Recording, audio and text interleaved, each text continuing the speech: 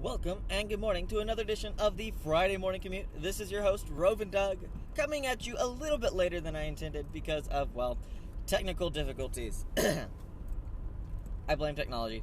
If anything is going wrong, more than likely technology's at fault. Sometimes. Anyways, glad you guys could join us today. Glad to be here. Hope you guys are having a wonderful day. Hope you guys have had a wonderful week. We've had a lot of fun things happen in the world of Destiny this week, and some things really exciting coming up. So let's go ahead and delve right on into all of this fun goodness. Xur, our serial salt seller, bringing us his Xurios this week, brings us the Legacy Exotic Helmet Engram. So last week was interesting because it was actually Exotic Gauntlets, not Legacy Exotic Gauntlets. I think it may have been a hiccup, or I think maybe Bungie is using this exotic slot to bring a variety of new exotic engrams and still yet the legacy engrams. So I'm going to be watching this. Maybe we'll find a pattern, maybe we won't, who knows. But this week it is legacy exotic engrams for the helmet, so for your noggin. Now remember, legacy engrams are only for Year 1 exotics. They do not give you Taken King or Rise of Iron exotics. They're just plain Jane vanilla Destiny. Crota's End and the Dark Below. Dark Below and House of Wolves. So, with that being said,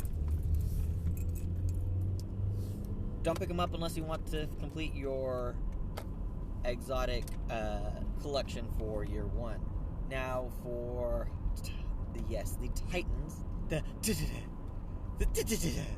So for the Titans this week, we have the Immolation Fist, which is an exotic gauntlet. For the Hunters, we have Skyburner's Annex, an exotic helmet. For the Warlocks, we have the Stag, which is an exotic helmet. It's awesome.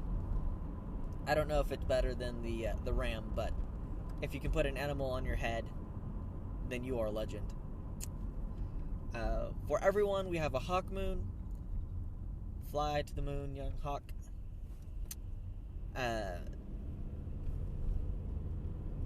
Yeah, we have that. So then we also have the Heart of Gold ornament for Truth, and then we also have the Fallen Assassin ornament for the Trespasser sidearm.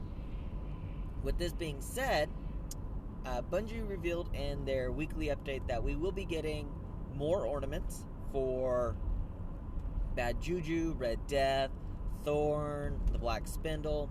So a lot of these kind of really used, well-known exotics that I don't have most of are going to be decked out for the holiday season. And all this should happen by the close of 2016 going into 2017.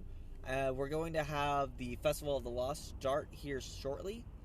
Probably next week, because next week is the week before Halloween here in the United States. And most everywhere else, I presume. Depending on how this goes, this may be a one-off or one-week event similar to the previous Festival of Lost Souls and Crimson Days. It'll be interesting to see how it goes, how they play it. They may also not. I would presume that they're going to make it drop next week and go through Halloween, so that we only have hey, looky there. That way we only have 1 week of it. Now, more than likely the masks will still be there, the candy will still be there. I have my raisins unless they've been taken away from me. Yep, because Eris Morn is awesome.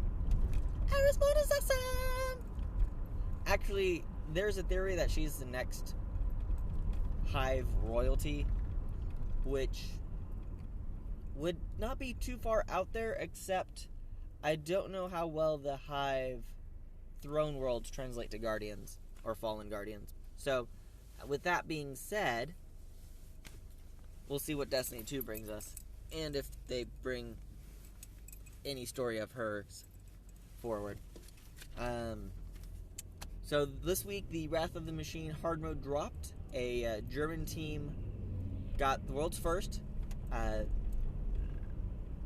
which is awesome. I find it very interesting that on these speedruns, you have different teams that are grabbing these spots. It's not always the same team, the same clan, and I find that refreshing. I find it if you work at it and you get down your strategies and you learn from the past raids, that you're going to be able to really have a shot at World's First when the next raid comes out. With that being said, we don't know when the next raid is coming out, but I do have a feeling that we are going to get challenge modes for Wrath of the Machine. The only reason I say this is because at the end of the weekly update, Deej made a comment that the bosses for the Wrath of the Machine are going to evolve or change once again after the Festival of the Lost. So, same thing with the King's Fall raid. The Wrath of the Machine raid will more than likely. Don't take this as Bible truth, but I'm fairly certain they're going to have challenge modes, and very similar to how the challenge modes had extra rewards for King's Fall, the challenge modes for Wrath of the Machine should have extra rewards, probably some Siva clusters in there as well. So I'm very interested to see how this plays out, especially if and when I can get back into the world of Destiny and stop being a passive internet bystander. Now, with that being said, this week has been insane at work. So, and it's been it's got ups and it's got the downs. The ups and the downs. The main tool that I had been cramming on for the first part of the month, end of September, early October, is finally out in the wild, and so my coworker and I who worked on it are kind of buttoning up the last few pieces, finding things where something slipped through Q&A and testing, and we're fixing those. And sometimes that requires staying up till 4 a.m. working on something. Sometimes it requires changing your entire day's schedule because what you thought was going to happen didn't, or got overtaken by work. So, all in all, things are getting better. We're getting to the point where it's stable. The values are being what we're expecting them to be, and this is going to help further down the line in making the platform that we have built to be more solid. But it's a growing pain. It's a learning experience, and it's not something you want to give your customers the experience of, but you hope that your customers have the patience and understanding to deal with. So, with that being said, I'm excited. Destiny is definitely thriving. The Destiny community shirt came out, and I'm excited because at least, I think more than that. I know at least 3 of my friends that are smaller streamers are on there. Maybe more, I think. So I know the Cole Chaos is on there. Texas Leo is on there. I believe Release the Gamer Girl is on there, or Remy. Baggins is on there. And it's really exciting to see these really prevalent faces in the community on these community shirts. And I'm really excited to try and to join them. Now, the reason I didn't apply to get on there this year is because I don't have the consistency that I would like in order to be on that shirt. Yes, I'm a part of the Destiny community. Yes, I believe I bring quality content to the community in my own special way, but I don't feel as if I bring enough of that quality content. And I'm active enough in the community to be seen as a content-producing member of the community.